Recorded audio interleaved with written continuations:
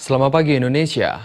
Anda menyaksikan seputar Bali terkini pukul 9 WITA bersama saya Pratnya Wiguna.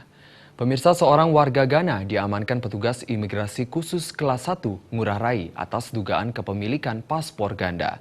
Salah satu paspor yang digunakan tersangka diduga palsu.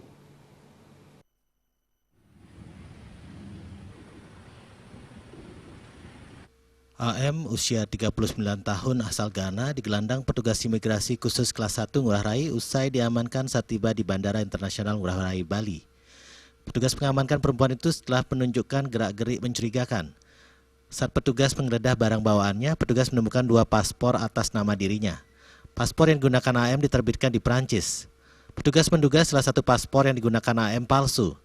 Namun untuk memastikan palsu tidaknya paspor tersebut, petugas masih harus berkoordinasi dengan negara yang menerbitkannya. Namun AM mengaku tidak tahu menahu jika paspor yang dibawanya palsu.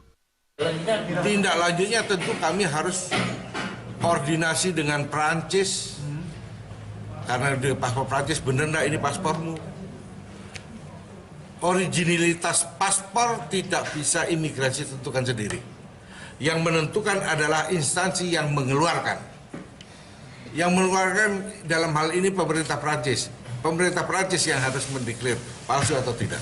I don't know, the passport is fake. Oh, you don't know? I have Ghana passport. They said they send my passport to embassy. They not give me visa because Ghana book, many people use Ghana book.